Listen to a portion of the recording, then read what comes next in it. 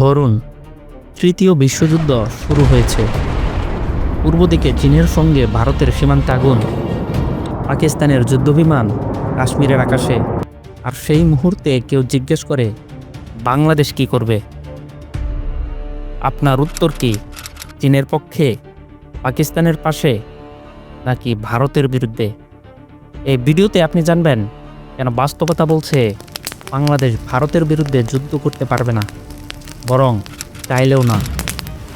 বিশ্ব রাজনীতিতে যখন উত্তেজনার পারদ চরমে, তখন একটাই প্রশ্ন ঘুরপাক খায়, তৃতীয় বিশ্বযুদ্ধ যদি শুরু হয়, বাংলাদেশ কোন পক্ষে থাকবে? এটা শুধু রাজনৈতিক প্রশ্ন নয়, এটা ভূ রাজনৈতিক কৌশলগত বাস্তবতার নির্মম বিশ্লেষণ। আমরা শুনি অনেকেই বলে বাংলাদেশ চীনের পক্ষে যাবে কিংবা পাকিস্তান সহযোগিতা করবে, কিন্তু সত্যিটা একেবারে অন্যরকম। আজ আমরা জানব ভারতের সঙ্গে বাংলাদেশের ভৌগোলিক সম্পর্ক কেমন, যুদ্ধক্ষেত্রে বাংলাদেশের অবস্থান কতটা দুর্বল বা শক্তিশালী, বাংলাদেশ কেন ভারতের বিরুদ্ধে যুদ্ধে যেতে পারবে না, চাইলেও না। বাংলাদেশকে যদি আপনি একটা দ্বীপ মনে করেন, তাহলে ভারত যেন সেই দ্বীপ তীরে থাকা বিশাল সমুদ্র। বাংলাদেশের চারিদিকেই ভারত, পশ্চিমে পশ্চিমবঙ্গ, উত্তরে আসাম, মেঘালয়, সিকিম, পূর্বে ত্রিপুরা, মিজোরাম, শুধু দক্ষিণে আছে বঙ্গোপসাগর, তাও ভারতের নৌ ঘাঁটিতে ভরা। এই অবস্থানকে বলে জিও স্ট্র্যাটেজিক ট্র্যাপ, অর্থাৎ যুদ্ধ চাইলে আপনার বাইরে বেরোনোর পথই নেই। আপনার সীমান্ত শুধু নয়, আকাশপথ, নদীপথ, এমনকি ইন্টারনেট কেবলও ভারত নির্ভর। যুদ্ধ হলে ভারত চাইলে মুহূর্তেই ব্লক করে দিতে পারে বাংলাদেশের বাইরের জগৎ। যুদ্ধ মানে শুধু অস্ত্র নয়, চলমান রসদ, যোগাযোগ, ট্রান্সপোর্ট, জ্বালানি। চীন বা পাকিস্তান যদি সাহায্য করতেও চায়, তাহলে কিভাবে দেবে? চীনকে আসতে হবে উত্তর পূর্ব ভারতের উপর দিয়ে, সেখানে আছে ভারতীয় সেনা ছড়িয়ে ছিটিয়ে। পাকিস্তানকে আসতে হবে পুরো ভারত ঘুরে, এটা অসম্ভব।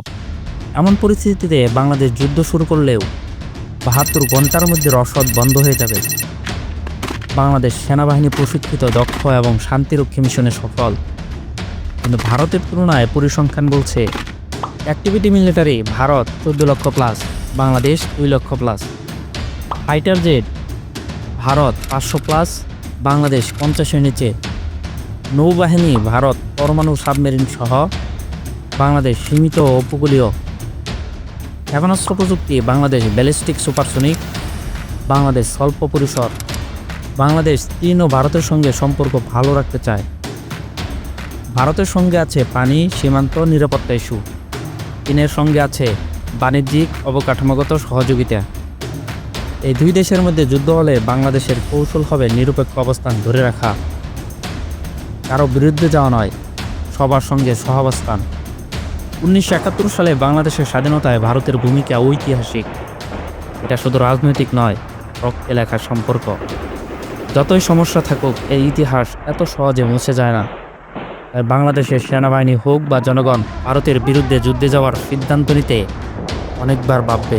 যুদ্ধ কেউ চায় না, তবু ইতিহাস বলে যুদ্ধ আসে কারো ডাক ছাড়াই। তৃতীয় বিশ্বযুদ্ধ যদি সত্যি শুরু হয়, কখনো কি আমরা আবেগে ভেসে যাব, নাকি বাস্তবতার মাটিতে দাঁড়িয়ে নিজের অস্তিত্ব রক্ষার পথ খুঁজে নেব? বাংলাদেশের হাতে তখন একটাই অস্ত্র থাকবে, কূটনীতি, সচেতনতা ও স্বার্থবোধ। তাই যারা ভাবেন বাংলাদেশ ভারতের বিরুদ্ধে যাবে, তাদের জন্য এই ভিডিও একটি বাস্তবতা চেক। ভালো থাকবেন, সুস্থ থাকবেন, আমাদের সাথেই থাকবেন। ধন্যবাদ।